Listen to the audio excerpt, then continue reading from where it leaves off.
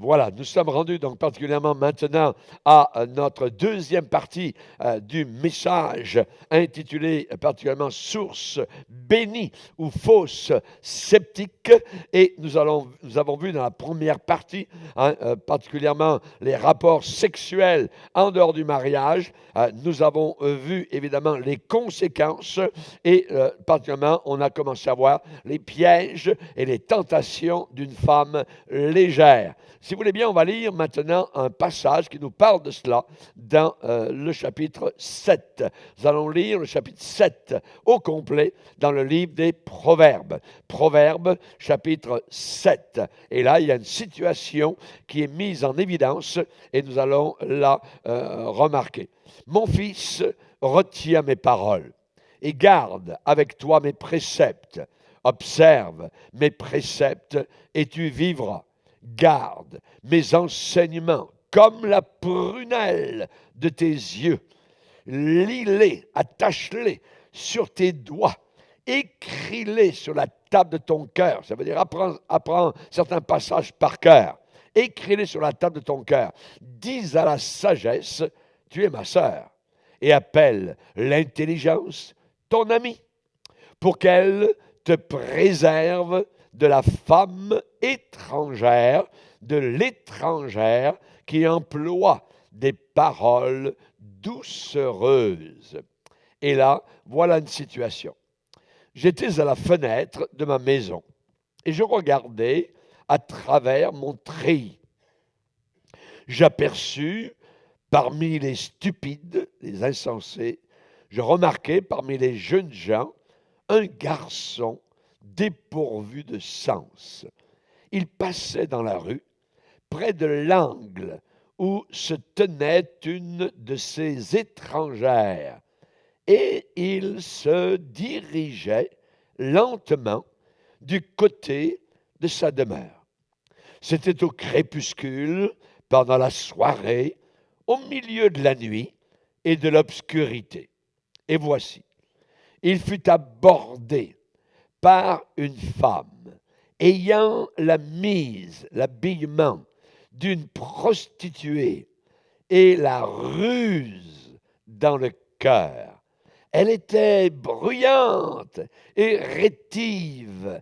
Ses pieds ne restaient point dans sa maison, tantôt dans la rue, tantôt sur les places, et près de tous les angles, elle était aux aguets. Elle le saisit. Elle saisit le jeune homme et l'embrassa. Et d'un air effronté, lui dit, je te fais un sacrifice d'action de grâce. Aujourd'hui, j'ai accompli mes vœux. C'est pourquoi je suis sorti au-devant de toi pour te chercher et je t'ai trouvé. J'ai orné mon lit de couvertures, de tapis, de fils d'Égypte.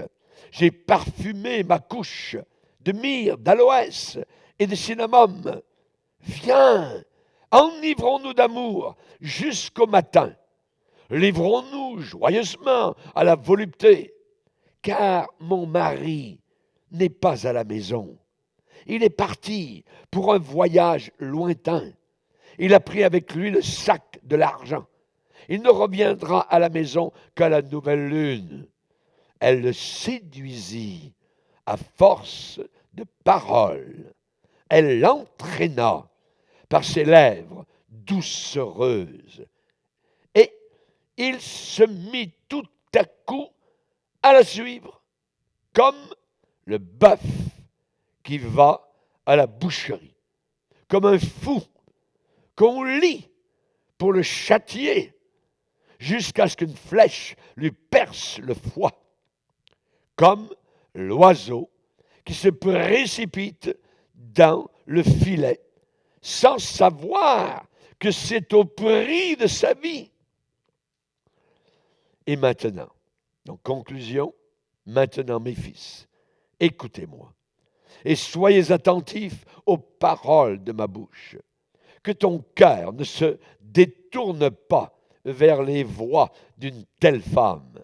Ne t'égare pas dans ses sentiers, car elle a fait tomber beaucoup de victimes et ils sont nombreux, tous ceux qu'elle a tués. Sa maison, c'est le chemin du séjour des morts, de l'enfer. Il descend, ce chemin-là, vers les demeures de la mort. Amen. Seigneur, nous sommes devant ta parole. Ta parole n'est pas une opinion personnelle. Ta parole est la vérité. Et nous te bénissons pour cette vérité ce soir encore qui nous parvient par le Saint-Esprit.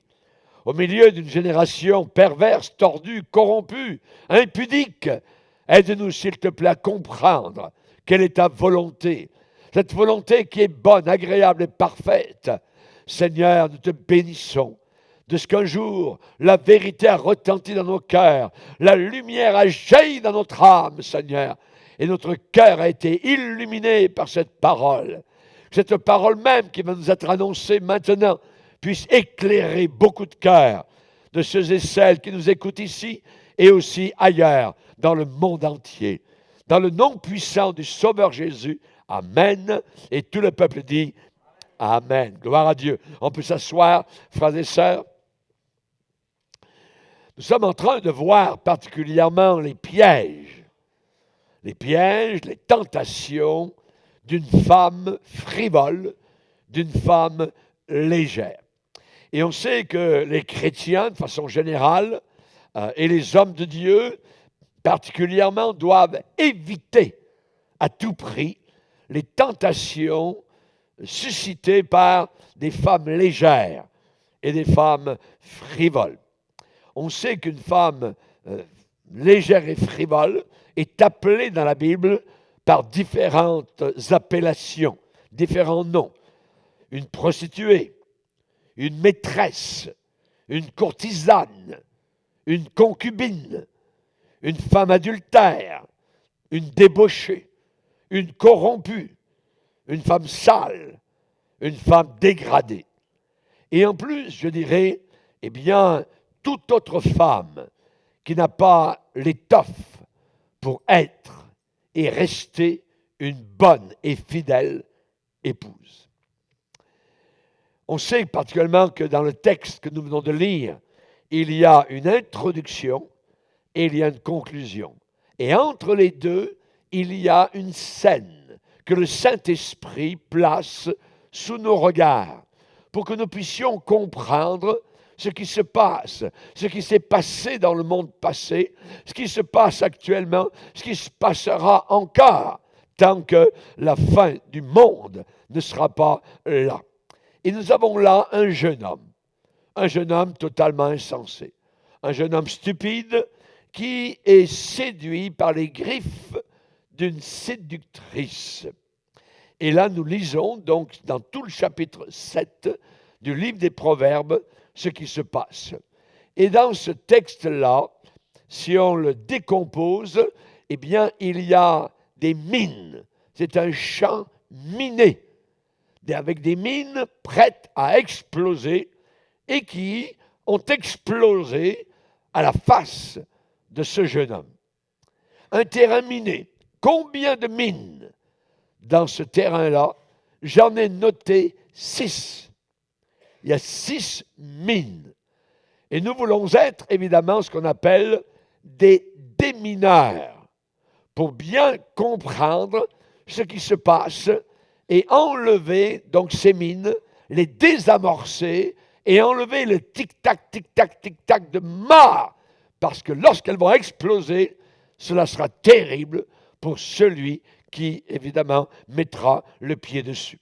Donc, nous avons un terrain miné. Il y a 6 mines prêtes à exploser. La femme légère va poser ses pièges. Elle va poser ses mines quand elle veut piéger un homme. Premièrement, l'habillement. L'habillement. Cette femme séductrice, elle veut attirer l'œil d'un homme. Donc, elle s'habille de façon provocante. De façon provocante. Elle va exposer dévoiler avec soin certaines parties de son corps. Chemisier très échancré, robe courte, petite voilette transparente, elle a, la Bible dit, la mise d'une prostituée. Elle s'habille comme une femme prostituée provocante. Donc, l'extérieur, elle utilise comme mine l'extérieur, la tenue, la toilette. Elle marche, elle bouge manifestement d'une manière sexuelle. Et peut-être vous avez vu ces filles ou ces femmes qui marchent. Il y a une démarche particulière donc qu'elles emploient pour attirer les regards. Et évidemment, la Bible nous demande, nous, vis-à-vis des femmes chrétiennes, le contraire. Le contraire totalement. La Bible dit dans l'Épître de Tite que les femmes doivent avoir l'extérieur, l'habillement, qui convient à la sainteté. Donc sa première mine, ici, elle a la mise d'une prostituée. Il fut abordé par une femme ayant la mise, l'habillement d'une prostituée et la ruse dans le cœur. Elle fait cela parce qu'elle est rusée. Et qui dans la Bible a ce nom, ce qualificatif de rusé, sinon dans Genèse, le serpent ancien qui était le plus rusé. Oui. Et évidemment, cette femme travaille avec son maître, avec Satan.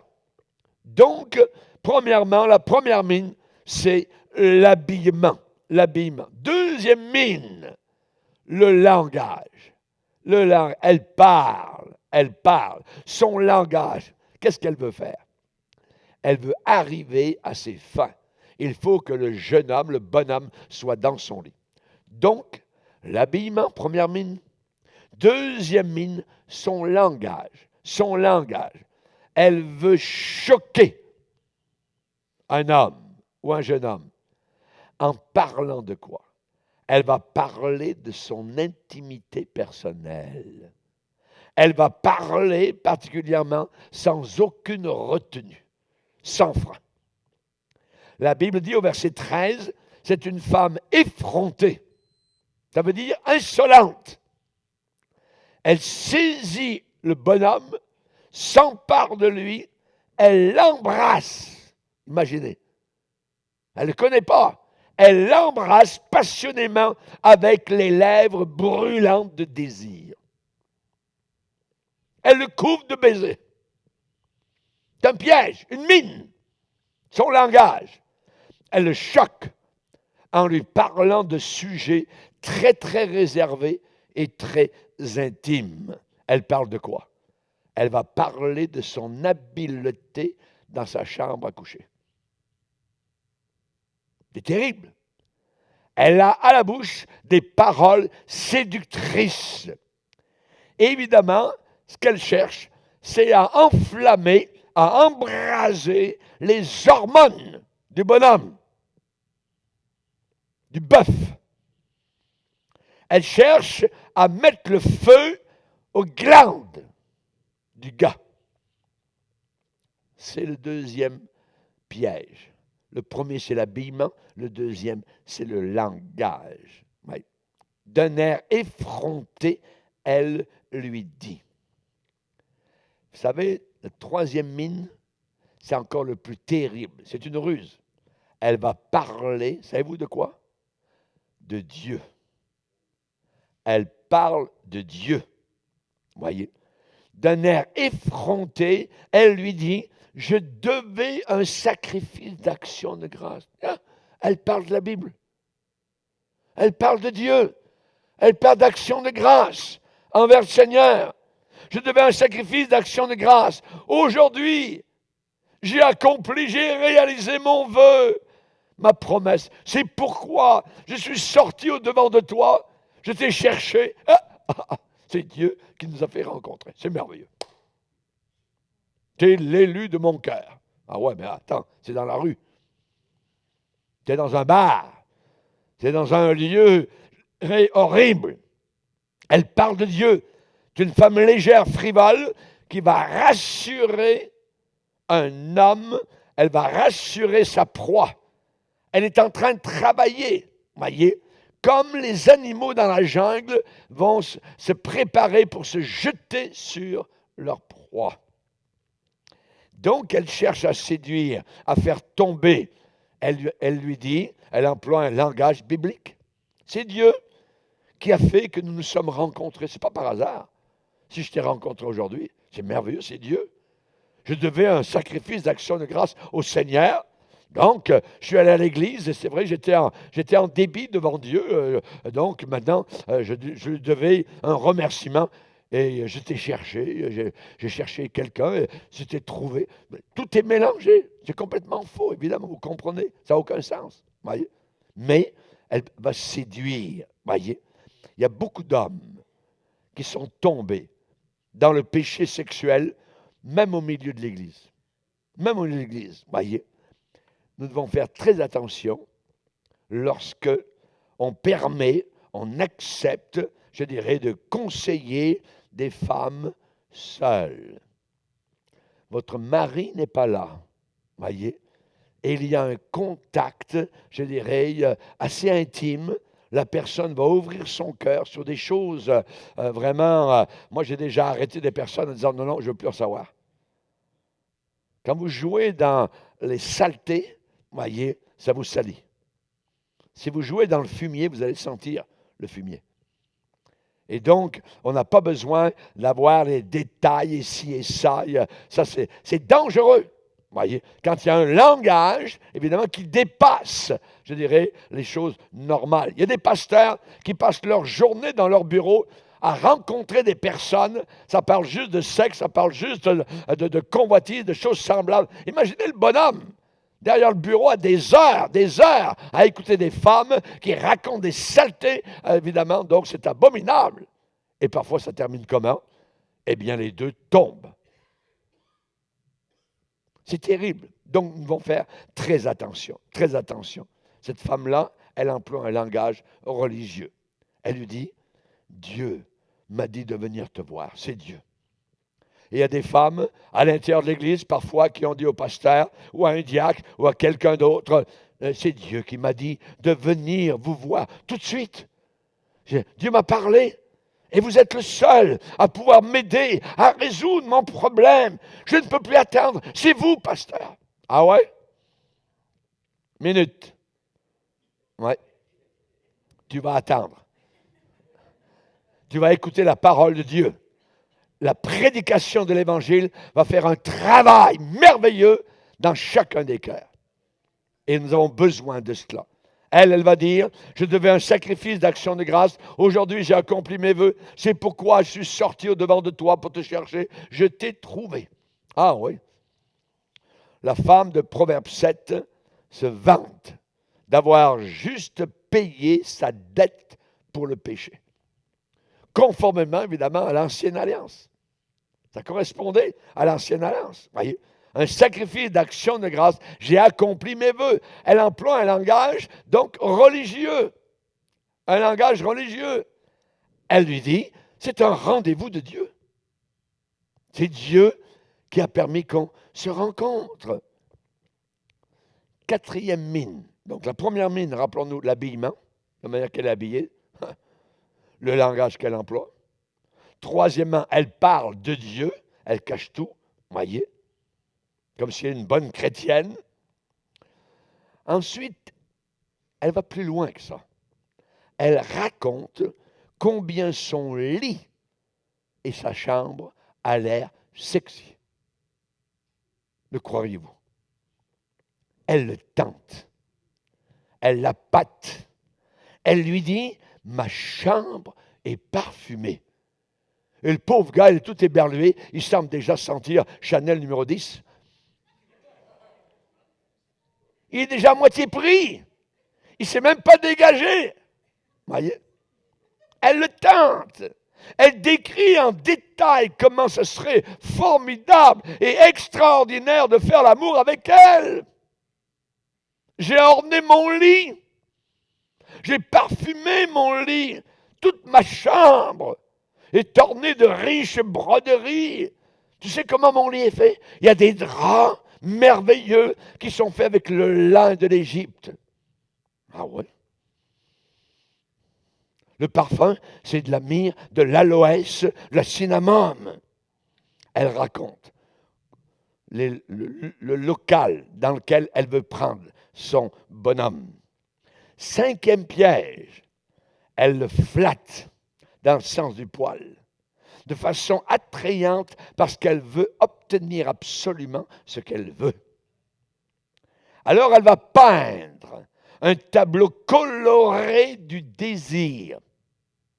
Et ainsi, elle met le feu, elle enflamme le désir sexuel de l'homme. Qu'est-ce qu'elle lui dit? Viens, viens-t'en chez moi. Enivrons-nous de volupté, d'amour jusqu'au matin. Ça va durer toute la nuit, ça va être merveilleux. Bonhomme, il croit tout ça, là. Livrons-nous, abandonnons-nous joyeusement à la volupté. De toute façon, mon mari n'est pas à la maison. Oh, elle a un mari. Elle est mariée. Donc, elle passe par-dessus la barrière. Elle a la mise d'une prostituée. C'est une femme frivole, voyez. Et la Bible dit qu'elle le fléchit. Elle le fléchit par son savoir-faire. Elle le séduit à force de parler, à force de paroles. Et elle l'entraîna par ses lèvres doucereuses. Ses lèvres doucereuses.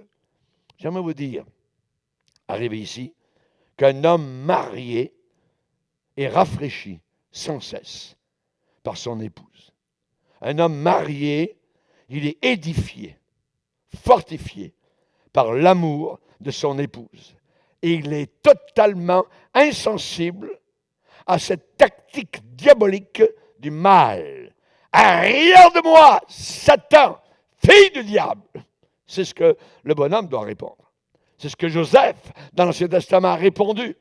Cet homme, Joseph, qui travaillait dans la maison d'un grand patron, la patronne, alors qu'il n'y avait personne dans la maison, a posé les regards sur lui. Elle y avait pensé, ça fait longtemps. C'est un beau gars, je veux l'amener dans ma chambre. C'est un esclave, il va m'obéir, il faut qu'il soit soumis. Et qu'est-ce que Joseph déclare? Non, madame, pas question. Comment ferais-je un aussi grand mal contre Dieu, un aussi grand péché contre Dieu? Alléluia. Voilà la bonne réaction, donc, à avoir. Et le 6e piège, la 6e mine, voyez, vous savez ce qu'elle dit? Nous ne serons pas pris, ni vus ni connus. Nous ne serons pas pris en flagrant délit. Non, non, non. Non, tout va bien se passer. Mon mari est parti, il n'est pas là. Il est parti en voyage, il a emmené avec lui le sac d'argent, la carte de crédit, toutes les cartes de crédit, j'en ai aucune. C'est lui qui a tout emmené, donc pas besoin de t'en faire. Il ne reviendra pas avant la nouvelle lune. Dans 3 semaines, il va revenir. Tout est clair, le chemin est libre. Voilà une femme mauvaise. Voilà une femme méchante. Voyez, cette femme-là voit les rapports sexuels comme un jeu de pouvoir. Un jeu de pouvoir. Elle est poussée par Satan.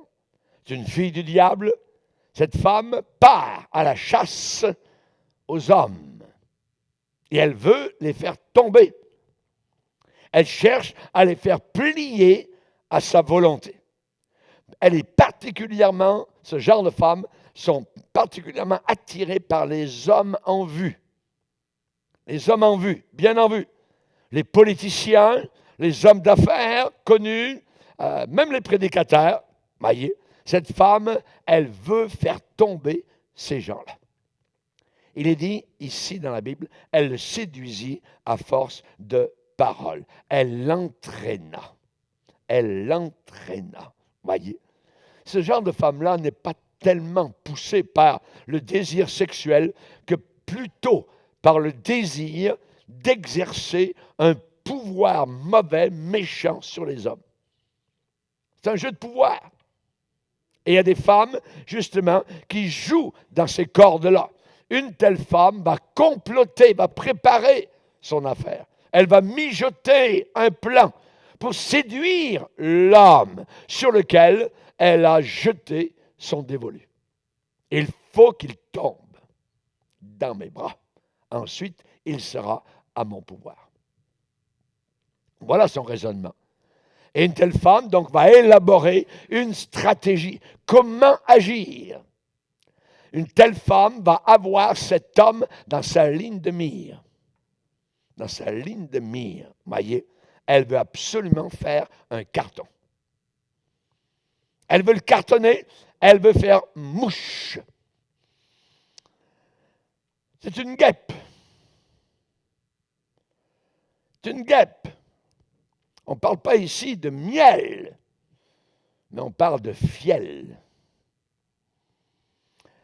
Au début, ce sont des paroles qui coulent comme du miel, mais ça se transforme très rapidement en fiel.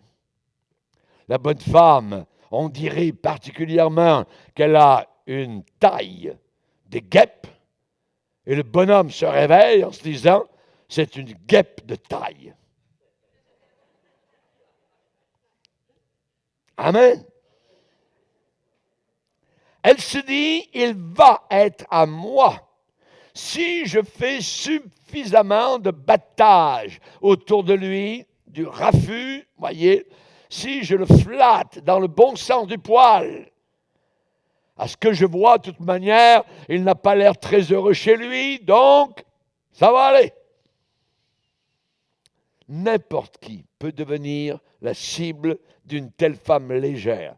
Ça peut être le patron, ça peut être le directeur, ça peut être le pasteur, ça peut être l'évangéliste, ça peut être le moniteur d'école du dimanche, le politicien, ça peut être le diacre, ça peut être monsieur le maire, ça peut être le conducteur de char, ça peut être le policier, n'importe qui. N'importe qui. Si un homme se laisse prendre à son piège, qu'est-ce qu'elle va faire? Ce genre de femme va faire une chose. Elle va le détruire jusqu'à lui faire perdre son âme. Jusqu'à lui faire perdre son âme. La Bible dit que le jeune homme, il s'est avancé vers elle comme le bœuf qui va à la boucherie. La mort. Comme un fou qu'on lie. La femme est en train de le lier. Comme un fou qu'on est en train de le lier. Jusqu'à ce qu'une flèche lui perce le foie. Encore là, la mort. Et comme l'oiseau qui se précipite dans le filet. Il va être pris. Petit oiseau, c'est fini. On va le faire frire. Et c'est la même chose dans ce domaine-là. Et on a besoin de connaître ces choses-là. On a besoin de le savoir. La Bible dit que ce jeune homme-là, il dit sans savoir que c'est au prix de sa vie. Samson ne savait pas que le Saint-Esprit s'était retiré de lui. L'Église de Laodicée, apostate de la fin des temps, ne sait pas que Jésus n'est même plus à l'intérieur. Ils l'ont mis dehors, sans savoir que c'est au prix de sa vie. La Bible dit, celui qui commet un adultère avec une femme est dépourvu de sens. Dans le monde, il est dit, ça met de l'épice à ta vie de mariage un peu, ça va changer. Ah ouais? C'est la mort qui rentre. C'est un squelette qui rentre dans ta chambre. Celui qui commet un adultère avec une femme est dépourvu de sens. Celui qui veut se perdre. Il n'y a aucun adultère au ciel. Aucun. Relisez bien votre Bible. Celui qui veut se perdre agit de la sorte. Tout homme qui commet un adultère détruit son esprit, il détruit ses vœux, ses promesses de mariage. Il détruit ses sentiments envers sa famille, envers ses enfants, envers ses petits-enfants. Il va détruire son corps et sa réputation. Sa réputation. Il ne sera plus jamais considéré comme un homme honorable après que tout soit découvert. La Bible dit, les péchés de certains sont visibles tout de suite, mais pour d'autres personnes, ils ne se voient que dans la suite. Mais ils se voient. Ils se voient tôt ou tard. Quelle imprudence! Quelle imprudence! Ici, nous avons le cas d'un jeune homme totalement imprudent. Nous avons besoin de prudence. Nous avons besoin de vigilance. La Bible dit qu'un homme prudent, c'est celui qui a bâti sa maison sur le roc. Et Jésus a dit, a décrit cette personne qui a bâti sa maison sur le roc. C'est celui qui entend la parole de Dieu et qui la met en pratique. La mise en pratique est très importante. Très importante. C'est ça la prudence. Vous savez, Satan, parfois, ne révèle pas cette imprudence tout de suite. Pourquoi? Parce qu'il pense détruire. Il veut que la personne s'enfonce totalement pour détruire. Tandis que Dieu dévoile le péché pour sauver la personne. David, Bathsheba, rappelez-vous. Le Seigneur a envoyé un Nathan, un homme de Dieu, qui a dit à David, cet homme, c'est toi. C'est toi, David. Et à partir de là, évidemment, David a été réhabilité. Il y a eu une remontée difficile, mais il est remonté. L'adultère. L'adultère, c'est un crime. C'est un crime. Aux yeux de Dieu, c'est criminel.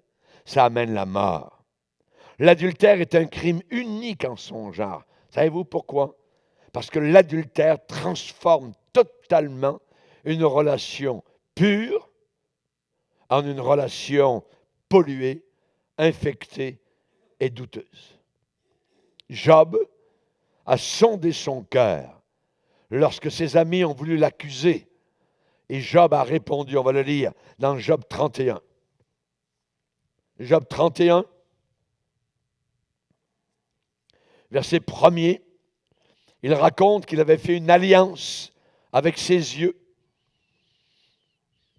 Job 31, verset 1er, j'avais fait un pacte avec mes yeux, une alliance avec mes regards, et je n'aurais pas arrêté mes regards sur une vierge. Ça veut dire pour la convoiter, pour essayer de la séduire ou de coucher avec elle. Je n'aurais pas arrêté mes regards sur une vierge. Quelle part Dieu m'eût-il réservé d'en haut? Quel héritage le Tout-Puissant m'eût-il envoyé des cieux? La ruine n'est-elle pas pour le méchant? Le malheur pour ceux qui commettent l'iniquité? Dieu n'a-t-il pas connu mes voies? N'a-t-il pas compté tous mes pas? Il va dire, si j'ai marché dans le mensonge, si mon pied a couru vers la fraude, que Dieu me pèse dans des balances justes, et il reconnaîtra mon intégrité. Si mon pas s'est détourné du droit chemin, si mon cœur a suivi mes yeux, si quelque souillure s'est attachée à mes mains, que je sème et qu'un autre moissonne, et que mes rejetons, mes enfants, soient déracinés. Et ensuite, il va parler de cela, l'adultère. Verset 9. Si mon cœur a été séduit par une femme, si j'ai fait le guet à la porte de mon prochain, évidemment pour savoir si le mari est encore là, j'ai fait le guet à la porte de mon prochain, alors que ma femme tourne la meule pour un autre et que d'autres la déshonorent, car c'est un crime. L'adultère est un crime, un forfait que punissent les juges. C'est un feu qui dévore jusqu'à la ruine et qui aurait détruit toute ma richesse. Maison à vendre, on appelle les pompiers, on appelle l'ambulance, des coups de feu ont retenti dans la maison est en train de brûler, ainsi de suite. Lorsque un homme voit ce que sa femme a pu faire parfois, il est capable de la tuer. Certains hommes ont des réactions semblables. C'est la ruine, l'adultère. L'adultère. Vous savez, un voleur et un adultère. Un voleur commet un péché. Il n'ira pas au ciel. L'adultère commet un péché. Il n'ira pas au ciel s'il ne se repent pas. Il y a une différence, cependant, entre un voleur et un adultère. Un voleur peut rembourser jusqu'à 7 fois ce qu'il a volé. Mais l'adultère ne pourra jamais rembourser ce qu'il a volé. Jamais. Impossible. Lisez-le, c'est pas moi qui le dis, c'est la Bible. Proverbe 6. Proverbe chapitre 6. Proverbe chapitre 6.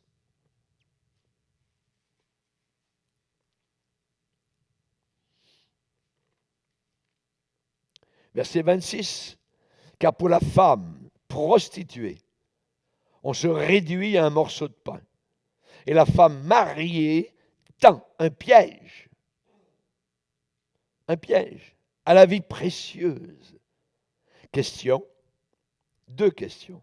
Première, quelqu'un mettra-t-il du feu dans son sein sans que ses vêtements s'enflamment? Deuxième question, quelqu'un marchera-t-il sur des charbons brûlants, ardents, sans que ses pieds soient brûlés? On connaît la réponse, évidemment, à ces deux questions. La réponse à ces deux questions, c'est non. Verset 29, il en est de même, c'est la même chose, pour celui qui va vers la femme de son prochain. Quiconque la touche sexuellement ne restera pas impuni. On ne tient pas, et c'est là la comparaison entre un voleur et l'adultère, on ne tient pas pour innocent le voleur qui dérobe pour satisfaire son appétit quand il a faim. Si on le trouve, il fera une restitution au septuple, 7 fois plus. Il donnera tout ce qu'il a dans sa maison. Mais, celui qui commet un adultère avec une femme est dépourvu de sens. Celui qui veut se perdre agit de la sorte. Et regardez bien les conséquences. Il n'aura que plaie et ignominie, la honte, et son opprobre ne s'effacera pas. Car la jalousie met un homme en fureur, et il est sans pitié au jour de la vengeance. Il n'a égard à aucune rançon, il est inflexible, quand bien même tu multiplierais tes cadeaux, tes dons. Donc nous voyons ici qu'il y a une différence entre le voleur et l'adultère. Le voleur peut rembourser jusqu'à 7 fois plus. Tandis que l'adultère, évidemment, ne peut jamais rembourser ce qu'il a volé. Celui qui commet un adultère avec une femme est dépourvu de sens. Celui qui veut se perdre va agir comme cela. Alors que faire? Eh bien, la Bible nous indique certains conseils, c'est d'obéir à la parole de Dieu, d'être fidèle à notre épouse, si nous sommes mariés, de rester purs, propres, si nous sommes célibataires, obéir. Et si on obéit, le fleuve de Dieu coulera librement. Vous vous rappelez l'histoire de Cana, le premier miracle? C'est un mariage. Jésus n'est pas allé à un mariage entre 2 hommes et 2 femmes. C'était un jeune homme qui a épousé une jeune fille. Le premier miracle que Jésus a fait à Cana est très intéressant. Ça avait à faire avec de l'eau. Avec de l'eau. Jésus et les disciples ont été invités à ce mariage en Galilée. Et les invités ont demandé, durant la cérémonie, durant la réception, du vin. Ah, il n'y en avait plus. Plus de vin. Marie, la mère de Jésus, a informé le Seigneur du problème. Et Jésus a dit aux serviteurs qui étaient là, remplissez 6 grosses jarres d'eau. Remplissez-les d'eau. Ensuite, prenez une louche ou un verre, ou je ne sais pas, un récipient, prenez de cette eau, recueillez-la, voyez, et ensuite, allez présenter cette eau à celui qui a organisé le repas de réception du mariage. Les serviteurs ont été inquiets, un peu soucieux, évidemment, donc, mais ils sont allés et ils ont rempli ces 6 grands jarres d'eau avec de l'eau. Voyez, ces grands récipients. Mais ils ne pouvaient voir aucun miracle. Aucun miracle. Pourtant, ces eaux-là recelaient un miracle qui allait arriver. Et c'est seulement quand ils ont obéi et qu'ils ont plongé la louche, voyez, ou la cuillère dans l'eau, oh, c'était du vin. L'eau venait d'être transformée en vin. Et les gens ne comprennent pas le miracle que Dieu a placé dans la relation conjugale. Il y a un miracle. C'est spirituel. La relation conjugale. Ceux qui voient le mariage en dehors du plan de Dieu, eux, ils voient une eau insipide, ennuyeuse, parfois sans goût, ni odeur, ni couleur, ordinaire, très, très ordinaire. Mais Dieu connaît la puissance miraculeuse et cachée à l'intérieur du mariage. Et quand nous puisons dans les eaux du mariage, comme Dieu le veut, nous découvrons que nous buvons le vin de Dieu. C'est rafraîchissant. C'est bon. C'est ce que Dieu a voulu pour un couple marié. Nous devons honorer le puits de la femme par obéissance au plan de Dieu. Nous devons honorer la source de l'homme et alors Dieu va libérer une troisième source d'eau, le fleuve du Saint-Esprit. Le fleuve du Saint-Esprit. Vous savez qu'un des symboles du Saint-Esprit dans la Bible, c'est le vin. C'est le vin. Et l'union, la réunion des eaux de sexualité humaine et de spiritualité surnaturelle dans le mariage, c'est un tableau miraculeux. C'est un tableau miraculeux. Ce n'est plus de l'eau, c'est du vin. C'est merveilleux, c'est bénissant, c'est glorieux et c'est vrai. Regardez un autre exemple, la Samaritaine. La Samaritaine, dans la parole de Dieu, elle est proche du puits de Jacob.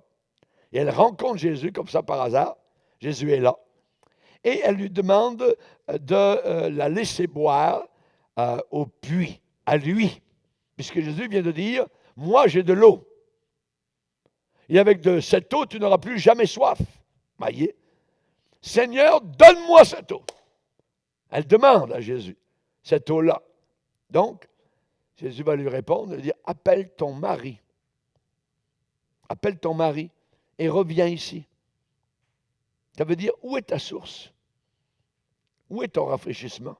Normalement, c'est ton mari. Ton mari va te rafraîchir. Et quand elle a dit qu'elle n'avait pas de mari, Jésus a répondu, tu as bien fait de dire que tu n'as pas de mari parce que tu as eu 5 maris. Et celui que tu as maintenant n'est pas ton mari. Et en cela, tu as dit vrai. C'est exact. La bonne nouvelle, c'est que Jésus était en train de lui dire, j'ai de l'eau pour toi qui va enlever tout ton péché et toute ta honte. Jésus lui a apporté de l'espérance et de la confiance. C'est vrai qu'on sait que le sang de Jésus nous purifie de tout péché. Mais cette femme, la Samaritaine, elle était sexuellement polluée. Elle était polluée. Et elle avait un désir, c'est qu'elle voulait adorer Dieu avec un cœur pur. C'est impossible d'adorer Dieu avec un cœur pur quand on est pollué sexuellement. Et Jésus lui a parlé d'une source d'eau qui jaillissait jusque dans la vie éternelle. Jésus lui a parlé d'un puits artésien. Il lui a parlé d'un puits qui assurerait une provision inépuisable de rafraîchissement d'eau fraîche. Il sortirait avec une grande force. Il lui a parlé du fleuve de Dieu, le fleuve du Saint-Esprit. La Bible dit, celui qui croit en moi, en Jésus, c'est lui qui l'a dit, des fleuves d'eau vive couleront de son cœur. Alléluia. Le sang de Jésus, c'est vrai, nous lave de tous nos péchés, mais c'est le fleuve du Saint-Esprit qui nous donne le pouvoir, évidemment, donc, sur le péché. Le Saint-Esprit, vous recevrez de la puissance quand le Saint-Esprit viendra sur vous. Amen. Alléluia. Donc, on a besoin d'être plus que lavé de nos péchés commis.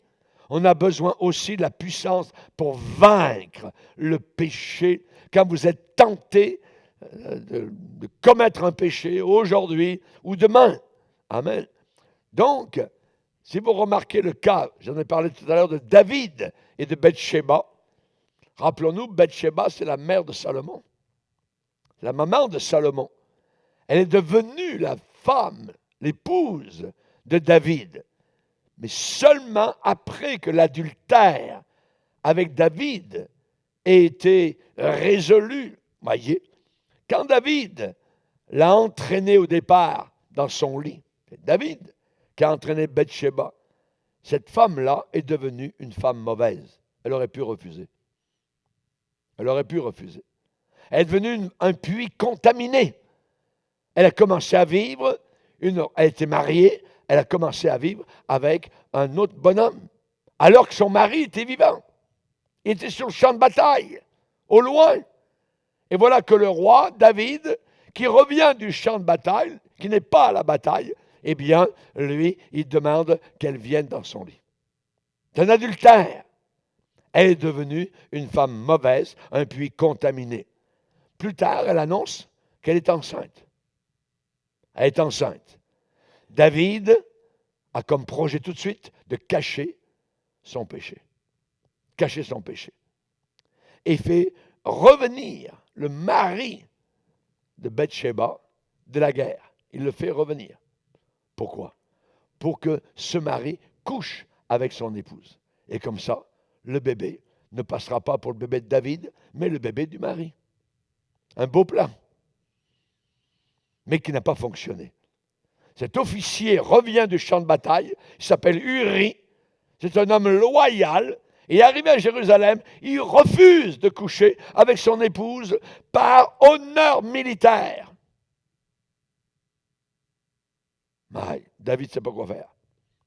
Alors le lendemain, il va le voir, il dit, ce soir, moi comme roi, je vais t'inviter à ma table. C'est merveilleux. Il a fait venir évidemment des récipients de vin en masse. Il veut le saouler pour qu'il aille avec son épouse. Et finalement, il dit donc qu'il ne veut pas, il va au souper. Il est ivre, mais il ne va pas vers sa femme. Il est encore fidèle. Il dit, je ne peux pas, mes soldats, c'est un officier d'armée, mes soldats sont au combat, je ne peux pas, moi, juste prendre du bon plaisir avec mon épouse, tout ça, pendant que mes soldats sont en train de risquer leur vie sur le champ de bataille. Impossible.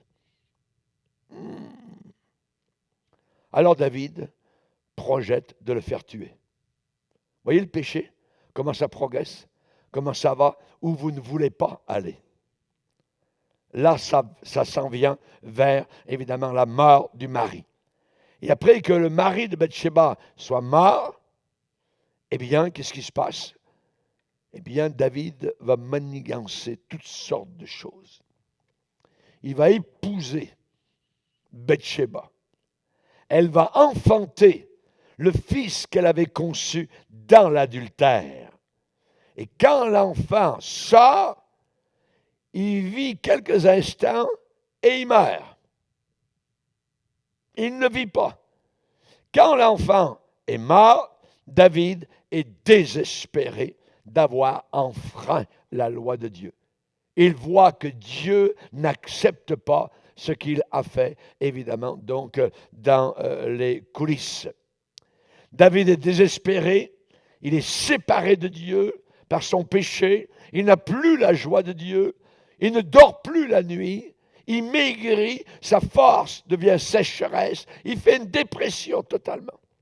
Et le péché connu, entretenu, fera toujours cela dans une vie. Si vous relisez psaume 32 et le psaume 51, c'est exactement ce que David déclare. Dieu a fait cependant une œuvre de grâce dans leur foyer. Il y a eu un autre enfant qui s'est appelé Salomon. Un autre enfant est arrivé et qui a vécu. Et Salomon est devenu l'homme le plus sage de la terre à cause de son cœur pur. Salomon, voyez, dans Salomon, il y a Shalom, Shalomon, voyez, qui veut dire un homme de paix. Voyez, l'homme de paix. Salomon est devenu très sage, mais le péché l'a rattrapé par la suite. Cependant, dans la généalogie de Jésus, dans la lignée de Jésus, malgré tout, on voit Salomon, donc, qui est là. Maintenant, Salomon a chuté. Salomon a donc tombé dans le péché. Si vous relisez l'Ecclésiaste, il va parler évidemment de femmes, il va parler de centaines de femmes qu'il a pu avoir. Il les avait dans un harem, il a fait tout ce qu'un playboy peut faire. Il a tout vu, il a tout fait, il a tout essayé, tout cela. Et savez-vous, sa conclusion, ce qu'il déclare, il dit tout cela est vanité. Il dit, j'ai exécuté des grands ouvrages, j'ai amassé beaucoup d'or et d'argent, et je me procurais des chanteurs, des chanteuses, et les délices des fils de l'homme, des maîtresses, des concubines, des femmes en grand nombre. Il y en a jusqu'à 1000. Imaginez. Je devins grand, plus grand que tous ceux qui étaient avant moi dans Jérusalem, et tout ce que mes yeux avaient désiré, je ne les en ai point privés. Je n'ai refusé à mon cœur aucune joie. Il a tout fait, car mon cœur prenait plaisir à cela. Et puis ensuite, j'ai tout considéré, tous les ouvrages que j'avais faits, la peine que j'avais prise à les exécuter. Et résultat, je vous le dis, voici, tout est vanité et poursuite du vent. C'est une bulle de savon qui éclate. Il n'y a rien au bout. Ça n'apporte aucune satisfaction. Raison pour laquelle Dieu dit, c'est dans le mariage que les choses se passent bien. C'est là que tu seras rafraîchi. En dehors de tout cela, l'adultère, le concubinage, tout cela, ça amène nulle part. Ça amène le désarroi. Salomon, à une époque, a eu 700 princesses. Imaginez, 700. Qu'est-ce qu'on ferait avec ça? Et avec 700 bonnes femmes, il n'était pas satisfait. Il a pris encore 300 concubines. 1000! Mal! Vous voyez plus la différence entre la brunette, la blondette, ça n'a plus aucun sens, ça devient animal! Il est dit à l'époque de la vieillesse, Salomon et ses femmes détournèrent son cœur de l'Éternel vers d'autres dieux. Et son cœur ne fut plus tout entier à l'Éternel son Dieu, comme l'avait été le cœur de David son père. Il avait sélectionné 1000 femmes pour satisfaire ses désirs sexuels. Et son cœur et ses actions ont été détournés de Dieu. Beaucoup de ces femmes venaient de nations étrangères. Beaucoup de ces femmes adoraient les démons. Quelle maison polluée, salie. Et le meilleur conseil, j'aimerais vous donner, en terminant, pour ceux qui veulent conserver un ciel clair, un ciel limpide au-dessus de votre tête, c'est fuir les passions de la jeunesse. Fuyez les passions de la jeunesse. Alléluia.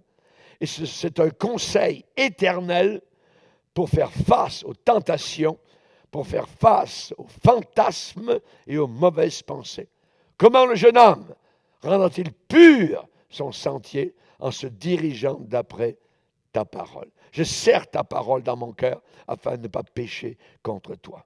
Maintenant, si vous avez déjà échoué, comme la Samaritaine, si vous voulez de nouveau adorer Dieu dans la pureté, la parole de Dieu déclare, si le Fils vous libère, vous serez vraiment libre.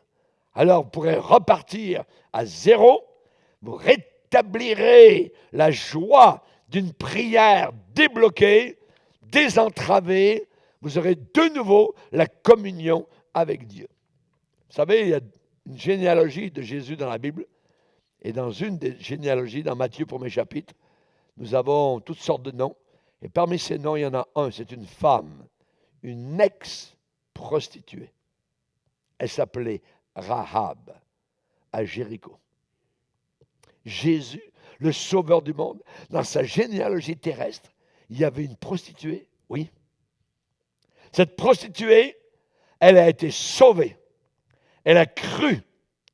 Et dans le Nouveau Testament, on nous parle d'elle, dans Hébreux chapitre 11, où il est dit c'est par la foi que Rahab, la prostituée, n'a pas péri avec les rebelles à Jéricho.